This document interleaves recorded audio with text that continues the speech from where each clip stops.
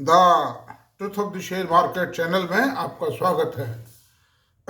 मैं भुवनेश अग्रवाल। नमस्कार दोस्तों, मैं श्रीलंका का दौरा समाप्त करके और गुड़गांव पहुंच चुका हूं और आज रात तक मैं जयपुर भी पहुंच जाऊंगा। मैंने आप लोगों से एक वादा किया था कि मेरा वीडियो आपको डेली 2 बार मिलेगा, चाहे मैं श्रीलंका में रहूं चाहे मैं कहीं भी रहूं। और इतने भयंकर दौरा किया है मैंने कि कितनी जगह गया हूँ, कितना दौरा गया हूँ। सुबह 6 बजे उठ के भी हम घूमने गए, यानी कि सी पोर्ट पर भी गए, बोटिंग के लिए गए, पता नहीं क्या क्या किया। रात को 10 बजे भी आए चाहे, but I have prepared the video वही मिले। वो एक अलग बात है कि इंटरनेट की एक प्रॉब्लम थी वहाँ। जो जो इंटीरियर एरियाज थे जहाँ हम रिसोर्ट्स वगैरह में ठहरे, वहाँ कुछ इंटरनेट की प्रॉब्लम बहुत सीवियर थी। मुझे रात रात भी जगना पड़ा अपलोड करने के लिए, but without any care to serve the small investing community I have done my best efforts and I will continue to do my best effort to serve the investing community from the small investor sector. That's my commitment. अब सवाल ये उठता है कि further और investment की रणनीति क्या हो। इस बारे में मैंने दिया है। 2025 के अंदर कौन से शेयर लीड करेंगे ये भी मैंने लिस्ट दे दी है। प्रीवियस वीडियोज में सब कुछ दिया है। मुझसे बार बार लोग ये पूछते हैं मैसेज के जरिए, साहब एक 10-15 शेयरों की एक लिस्ट दे दो ना। अरे भाई, मेरी वीडियो देखो ना, उसमें दुनिया भर की डिटेल मतलब स्टडीज हैं। 15 शेयरों की, 10-15 शेयरों की लिस्ट कई बार मैंने जारी की है कि these shares can lead in the year 2025 and they will remain leader of the market for the next 2-3 years. देख कहाँ दिक्कत है उसमें। Why don't you see the, मैं कुछ छुपाता नहीं हूँ। आप मुझसे अलग से मिलेंगे, आप मुझसे टेलीफोन पर बात करेंगे तो भी वही बात होगी। मैंने कुछ भी नहीं, ब्लैक एंड व्हाइट जो कुछ है मैं वीडियो में बोल देता हूँ मेरे में। तो आप इस बात से निश्चिंत रहे, मेरे लिए सब बराबर हैं। एक अरबपति आदमी बात करेगा वो भी मेरे बराबर है, और बल्कि मेरे लिए वो ज़्यादा सम्माननीय है जिसके पास में 2 लाख रुपए का ही कैश है, 1 लाख रुपए का कैश है पूंजी। क्योंकि मेरा उद्देश्य तो उसको ऊपर उठाना है ना। I am man to help the small peoples, the peoples those who do not have the educate knowledge and they are not competent to acquire the detail knowledge, they self studies नहीं कर सकते, उनको मेरे को रास्ता दिखाना मेरा कर्तव्य है। एंड आई फील, आई से that this is my commitment to help the investing community. Thanks all. अब आज के शेयर के बारे में चर्चा करते हैं। आज का शेयर कौन सा होगा? आज का शेयर होगा बैंकिंग सेक्टर का एक बहुत स्ट्रॉन्ग एंटिटी होगी। मैं 3 शेयर्स के बारे में कहता हूं कि बैंकिंग इंडस्ट्री में अगर आपको इन्वेस्टमेंट करना है तो सिर्फ 3 बैंकों में कीजिए, HDFC bank, ICICI bank and axis bank. अगर पैसा दिया है तो भी इन्होंने दिया है, और तो बहुत से ऐसे बैंक जो दे के भी छीन लिया है। यस बैंक ने दिया लेकिन छीन लिया 1200-1300 रुपये जाकर के, और क्या मिट्टी हुई है उस शेयर की सबको मालूम है। उस कहानी के संबंध में कोई ज़्यादा जिक्र करना, बड़ी दुखद कहानी है वो। जो शेयर होल्डर्स थे, इन्वेस्टर्स थे, वो भी मारे गए, और जो मैनेजमेंट था उसने भी अपनी आत्महत्या स्वयं की है। उसके लिए कोई दोषी नहीं, वो स्वयं दोषी हैं। इंडसइंड बैंक की कहानी आप सबको पता है, ये पनपता ही नहीं शेयर, ये शेयर उठता ही नहीं है, और उठता है तो उठ के गिर जाता है। ये भी सब बात सब लोगों को मालूम है।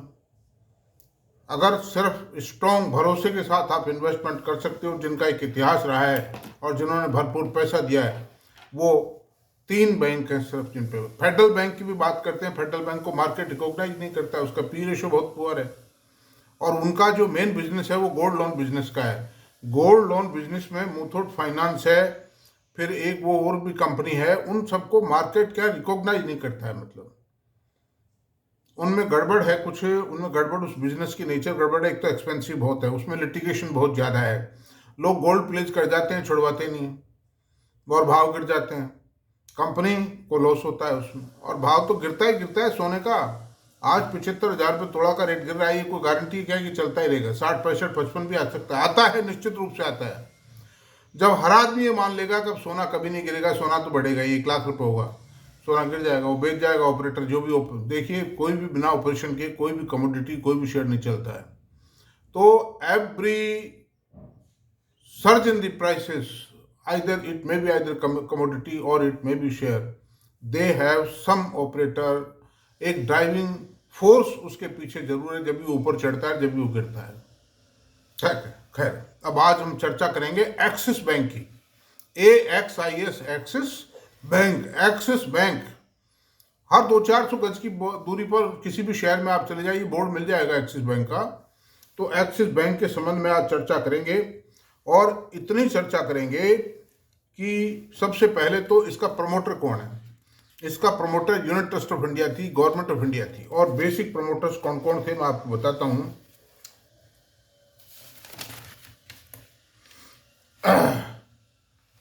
इस बैंक का जो रजिस्ट्रेशन हुआ था वो 3 दिसंबर सन 1993 में हुआ था, आरबीआई की नई बैंकिंग पॉलिसी के हिसाब से। और इन्होंने फर्स्ट जो ब्रांच खोली थी वो 2 अप्रैल 1994 को अहमदाबाद में खोली थी, जिसका इनॉग्रेशन मनमोहन सिंह जी ने किया था, the then finance minister of India he was. 2007 में रीब्रांडिंग किया गया, इसका नाम यूटीआई बैंक से एक्सिस बैंक किया गया। Initially, the name of this bank was UTI Bank, and the name was changed in 2007 to rebrand the bank. UTI जरा पुराना नाम लगता था, उसमें थोड़ा जवानी नहीं थी, जोश नहीं था, बूढ़ा हो चुका था। UTI कुछ कारणों से थोड़ा बदनाम भी हो चुकी थी कि उसने जो भी मतलब म्यूचुअल फंड चलाए थे, मास्टर शेयर वगैरह, वो सब फ्लॉप हो चुके थे उसमें, and peoples were angry with that. अब तो सही हो गया सब कुछ, now everything was okay, because अगर उनको सर्वाइव करना तो they have to deliver the performance, and they are well delivering the performance so far the mutual fund of business is concern. UTI bank है ना, यूटीआई बैंक ने Singapore में पहली branch खोली सन 2006 में। सन 2007 में it opened its branches in Hong Kong and Dubai. Shikha Sharma was appointed as managing director of this bank in 2009, जिन्होंने इसका भट्टा बिठाया। मतलब फैक्ट बात है, चाहे कुछ मुझे गालियां दे, लेकिन भट्टा बिठा दिया था। उससे पहले बिल्कुल सोना उगल रहा था bank, but these 2 lady, Chanda Kochhar ने आईसीआई को निपटाया और शिखा शर्मा ने एक्सिस बैंक को निपटाया, और इनके जाने के बाद ये बैंक प्रोग्रेस करना शुरू हो गए। मतलब ये कोई मजाक नहीं है कि हम इनकी अप्रिशिएट करें आज। मतलब इन्होंने अरबों लाखों करोड़ रुपया मिट्टी में मिलाया इन लेडीज ने, दोनों ने। मेरी साफ बोलने की आदत है और गालियां खाने की मतलब आदत है। गाली तो देंगे ही देंगे लोग, ये दोनों मैडम तो देंगी, अगर ये सुनेंगी तो गालियां देंगी मेरे को। क्यों बैठा हो बैंक इनके टाइम में, जबकि एचडीएफसी बैंक तो प्रोग्रेस करता रहा। मतलब यस बैंक क्यों बैठा, उसके लक्षणों से बैठा, बदनियती से बैठा। मतलब खैर, एलआईसी अब इसके देखिए प्रमोटर कौन कौन से। एलआईसी था, न्यू इंडिया इंश्योरेंस कंपनी था, जीआईसी था, नेशनल इंश्योरेंस कंपनी था, ओरिएंटल इंश्योरेंस कंपनी था, और एक सूटी नामक संस्था और थी जो गवर्नमेंट ने बढ़ाई थी यूटीआई से शिफ्ट करके, उसके पास भी इसकी बहुत बड़ी होल्डिंग्स थी। मतलब तो अभी जो प्रेजेंट जो इसकी जो होल्डिंग्स हैं वो एज ए इंस्टीट्यूशनल होल्डिंग है। प्रमोटर की तो कोई खास बात ही नहीं है इस समय। एलआईसी के पास में 7 पॉइंट समथिंग % है इसके। अब वो आप म्यूचुअल फंड के नाम में मान लीजिए, चाहे किसी भी नाम में मान लीजिए, इसकी म्यूचुअल फंडों के पास होल्डिंग बताता हूँ मैं आपको। एलआईसी के पास 7.91% है, आईसीआई प्रूडेंशियल के पास 5.03% है, एचडीएफसी के पास 4.67% है, एचडीएफसी एएमसी के पास एसेट मैनेजमेंट कंपनी जो म्यूचुअल फंड वाली कंपनी है, एसबीआई के पास में 3.38% है, एसबीआई एएमसी है ये सब। मतलब निप्पन एसेट मैनेजमेंट 2.31 है, जीआईसी के पास 2.09 है, मॉर्गन और ये नॉर्गिस बैंक 1.83% है, मिराई एसेट मैनेजमेंट कंपनी 1.79% है, कोटक महिंद्रा बैंक 1.73 है, यूटीआई एएमसी 1.61% है। यूटीआई भी एक खाली एक इंस्टीट्यूशनल होल्डर है इसका। Now he is not among the promoters. Amitabh Chaudhary साहब जो हैं इसके मैनेजिंग डायरेक्टर हैं। He is a very dynamic man, he is doing well, he is revived the bank.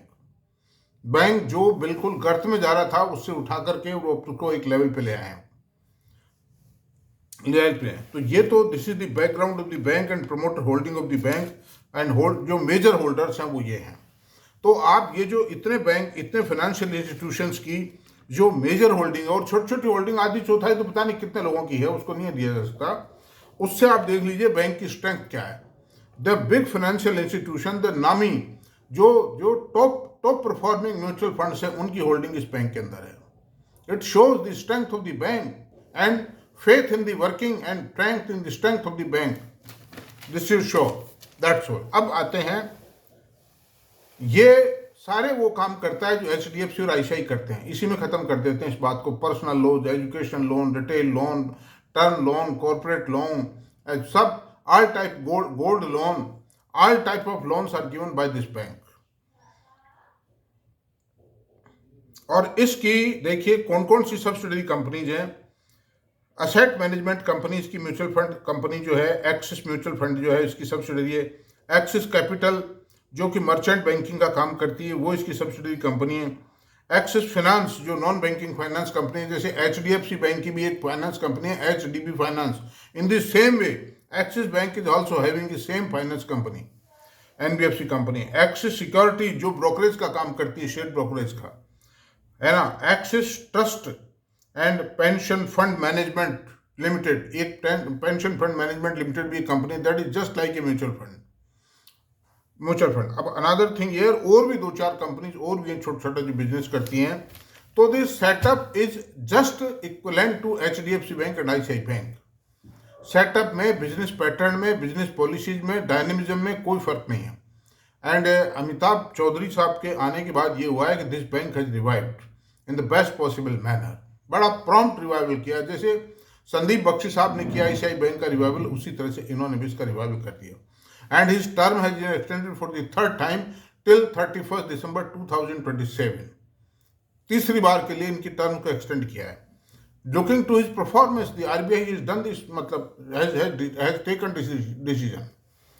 अब आते हैं इसके अभी पहले जो मेन चीजें जो हैं, जो बैंक की परफॉर्मेंस को ऑर्गेनाइज करती हैं, फर्म अप करती हैं, उस पर बात करते हैं। Net interest margin 3.94%, net interest margin 5.44 बता रखा है, लेकिन ये गलत है, 3.94% है, जो एक बहुत ही अच्छा मार्जिन है। ग्रोस NPA 1.44% है, नेट NPA 0.30% है। They are just equivalent to HDFC bank. अच्छा, और इसका जो नेट NPA में गिरावट, जो प्रोविजंस करते हैं, जो प्रोविजन करते हैं बैड डेट्स के लिए, NPA के लिए जो प्रोविजन करते हैं, वो जो लेटेस्ट क्वार्टर था सितंबर 2024, उसमें 4443 करोड़ का प्रोविजन किया है, जो कि 4793 करोड़ रुपए था पिछले क्वार्टर में। Now it has reduced by 350 crore. It shows the bad debts problem is completely on the resolution end. अच्छा, अब देखिए बात करते हैं बैंक की।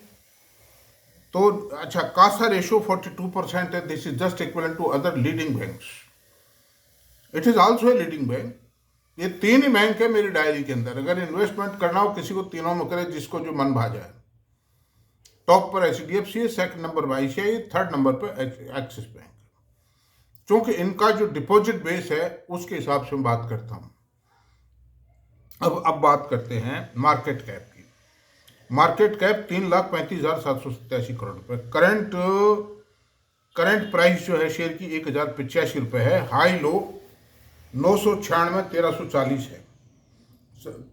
996 52 वीक में बैंकिंग सेक्टर ने की शेयर मार्केट में भी परफॉर्मेंस थोड़ी कमजोर रही है। उसके कारण, उसके बावजूद भी 50% अप्रिसिएशन तो आया ये शेयर में।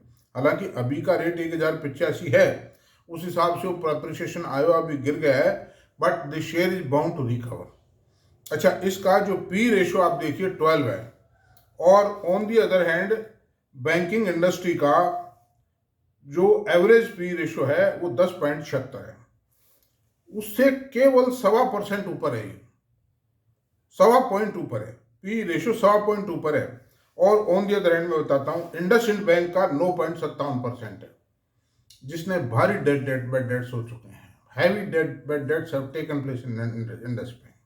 Please take care. अगर आपके पास इंडसइंड बैंक है तो you can convert that into Axis bank. It is a golden opportunity.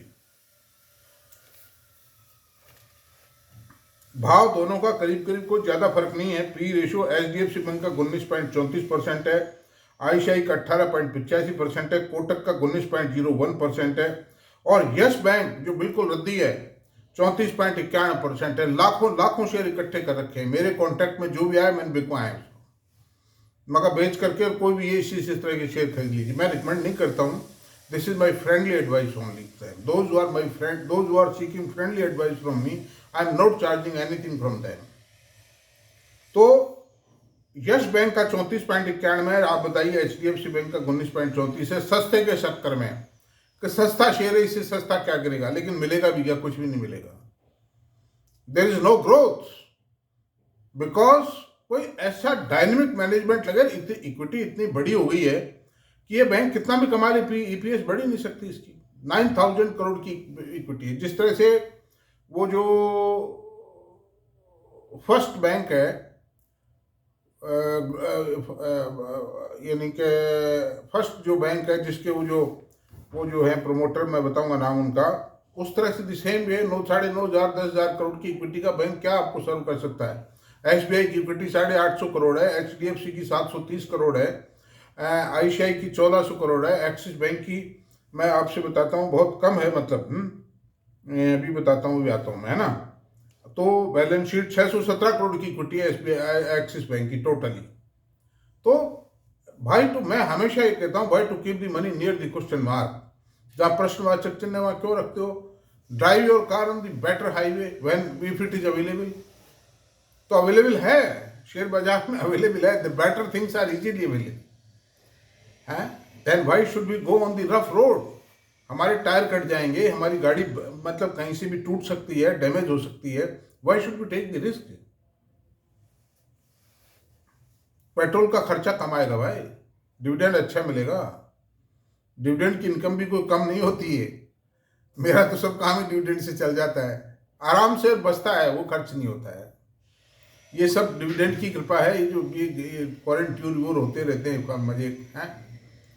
अच्छा जी, अब चलते हैं। इसका डिविडेंड यील्ड 0.09% है, बुक वैल्यू 509 रुपये है, प्राइस अर्निंग रेशियो मात्र 12 है, आरओसी 7.09 है और आरओई 18.4 है, रिटर्न ऑन कैपिटल 18, इक्विटी 18.4 है भाई। ये फेस वैल्यू 2 रुपये। 5 ईयर्स में क्या दिया? 5 ईयर्स में कोई खास नहीं दिया इसने। 5 ईयर्स में इतने फ्लक्चुएशन रहे हैं कि वो शिखा शर्मा और उन चक्करों के अंदर उनकी हालत खराब रहेगी।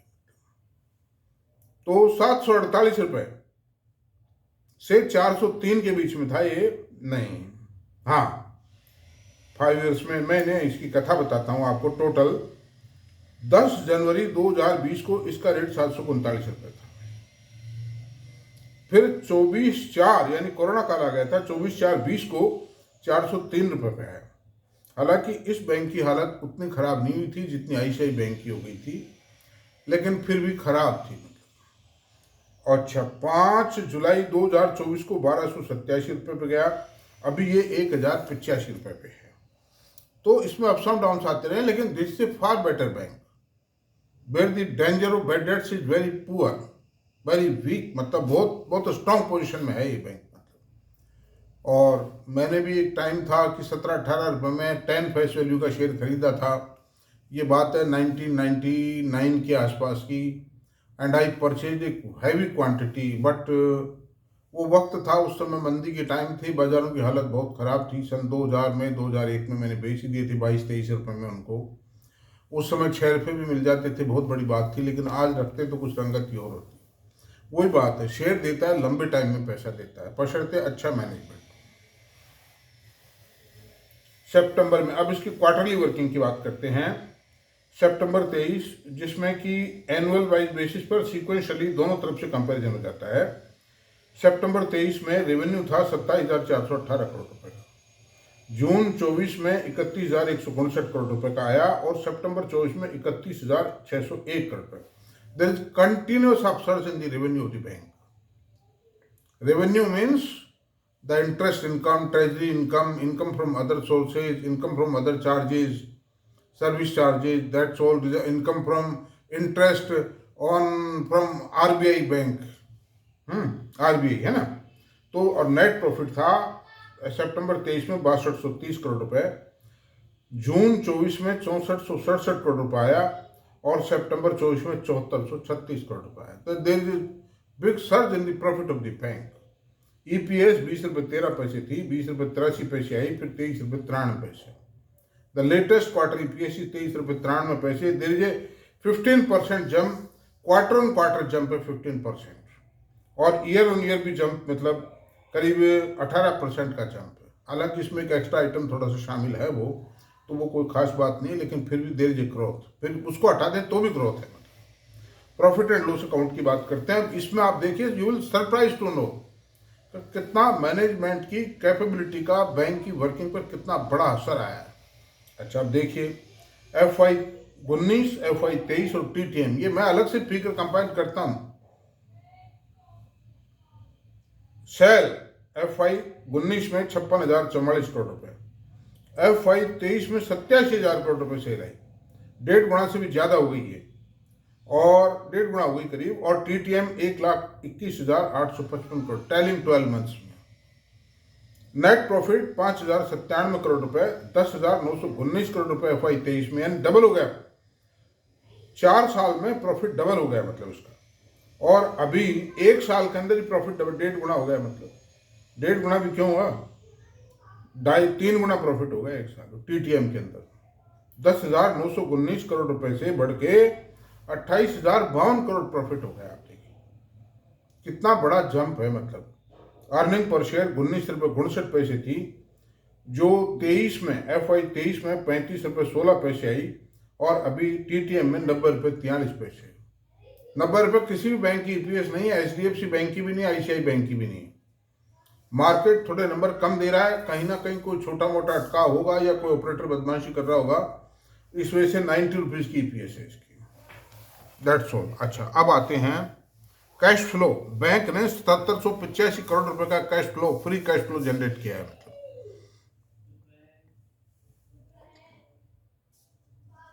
इसकी होल्डिंग्स क्या क्या है, शेयर होल्डिंग कौन कौन है. प्रमोटर 8.39%, 39%, जिसमें तो LIC के पास ये 7 पॉइंट समथिंग, तो आज की तारीख में इसका. FIs फॉरेन इंस्टीट्यूशनल 51.78% होल्डिंग है. Actual they are owner of the bank. 51-50 से ऊपर जाते हैं, ओनर हो जाते हैं, वो सारे मिल जाए ना तो it will stand to become a foreign bank. DII 33.21%, और पब्लिक के पास बहुत कम शेयर है, 6.71% मात्र हैं. तो ओवर ओनिंग की प्रॉब्लम भी इस बैंक में नहीं है मतलब. और टोटल शेयर होल्डर है 8,28,629. अब इसकी बैलेंस शीट की बात करते हैं. इक्विटी 617 करोड़ है. पेंशन ये जो रिजर्व है, शेयर होल्डर्स रिजर्व होता है 1,56,406 करोड़ रुपए है. बहुत बड़ा रिजर्व है, बहुत बड़ी बात है ये भी. और बोरोविंग 12.95 लाख, यानी इसका जो डिपॉजिट बेस है वो 12.95 लाख रुपए. क्या फर्क है, ICICI का 16 लाख करोड़ है. और अदर लाइबिलिटी 65,913 करोड़ रुपए है. कोई खास बात नहीं है ये. Other liabilities, no liability, it is only assumed और presumed liability. It is only a provisional liability, notional liability है. फिक्स असेट्स 5860 करोड़ रुपए, current work in progress 267 crore का, और इन्वेस्टमेंट हैं 3,32,354 करोड़ रुपए के, और अदर एसेट्स हैं 11,79,758. ये इसके एडवांसेज हैं 11,79,758, जो अदर इन्वेस्टमेंट की बात करते हैं, अदर एसेट्स की भी जो बात करते हैं. और 3,32,354 का इनका इन्वेस्टमेंट है मतलब. तो balance sheet to balance sheet complete है, कोई दिक्कत नहीं है इसमें. बेड डेट्स बहुत कम है. कासा रेशो 42% है, अच्छा है. Net interest margin first class है. ये 3-4 बातें बैंकिंग इंडस्ट्री में देखने की हैं. और deposit base day by day बढ़ता चला जा रहा है. बैंक अपने ब्रांचेज बढ़ा रहा है, और पांचों सब्सिडरीज उनसे भी प्रॉफिट आता है। ऐसी सूरत में 28,000 करोड़ रुपए का टीटीएम प्रॉफिट दोस्तों वंडरफुल प्रॉफिट है। तो इसलिए इन्वेस्टमेंट करना न करना आपकी इच्छा है। मैं कोई एडवाइस किसी को भी नहीं देता हूँ, ना मेरी कोई रिकमेंडेशन है। आप जो कुछ इन्वेस्टमेंट करें अपने फाइनेंशियल एडवाइजर से डिसीजन लेने की बात करें। दैट्स ऑल दोस्तों, ये बात पूरी हुई। सब्सक्राइब करें।